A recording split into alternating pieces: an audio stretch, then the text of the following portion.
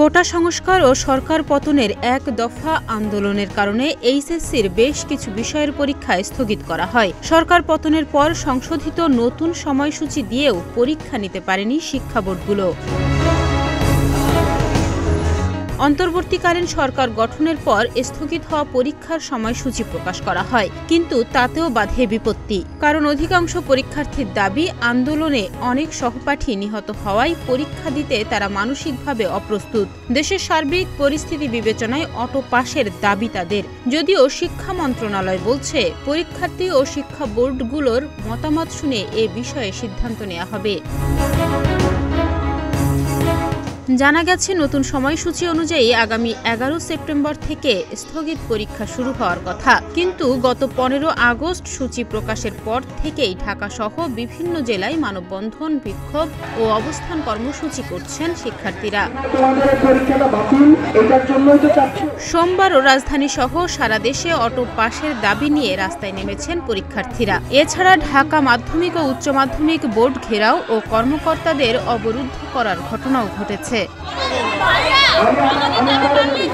শিক্ষার্থীদের দাবি, তাদের অনেক সহপাঠী পরীক্ষার্থী আন্দোলনে অংশ নিয়ে আহত হয়েছেন, তারা চিকিৎসাধীন রয়েছেন। এছাড়া বিভিন্ন থানায় রাখা প্রশ্নপত্র ও উত্তরপত্র পুড়ে যাওয়ার খবর পাওয়া গেছে। এমন পরিস্থিতিতে তারা আর বাকি বিষয়গুলোর পরীক্ষায় অংশ নিতে চান না। এইচএসসি পরীক্ষা নিয়ে শিক্ষার্থীদের দাবি দেওয়ার বিষয়টি শিক্ষা মন্ত্রণালয়কে অবগত করেছে আন্তঃশিক্ষা বোর্ড সমন্বয় কমিটি। এরপর মাধ্যমিক ও উচ্চ মাধ্যমিক বিভাগের সিনিয়র সচিব ডক্টর আব্দুর রশিদ আপাতত ঘোষিত রুটিন বাতিলের নির্দেশনা দিয়েছেন। একই সঙ্গে মঙ্গলবার শিক্ষা উপদেষ্টা সচিব সব বোর্ডের চেয়ারম্যানদের বৈঠকে এই সিদ্ধান্ত চূড়ান্ত হয়।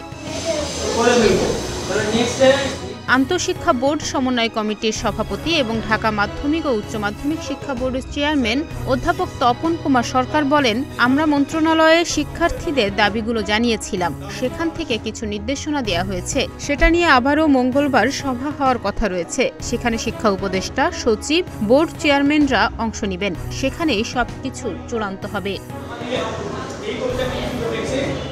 গত 30 জুন এইচএসসি ও সমমানের পরীক্ষা শুরু হয়। রুটিন অনুযায়ী 8 দিন পরীক্ষা হওয়ার পর কোটা সংস্কার আন্দোলন ঘিরে সৃষ্ট পরিস্থিতিতে 18 জুলাইয়ের সব পরীক্ষা স্থগিত করা হয়। এরপর আরও 3 দফায় পরীক্ষা স্থগিত করে সরকার। ডেস্ক রিপোর্ট, প্রতিদিনের বাংলাদেশ।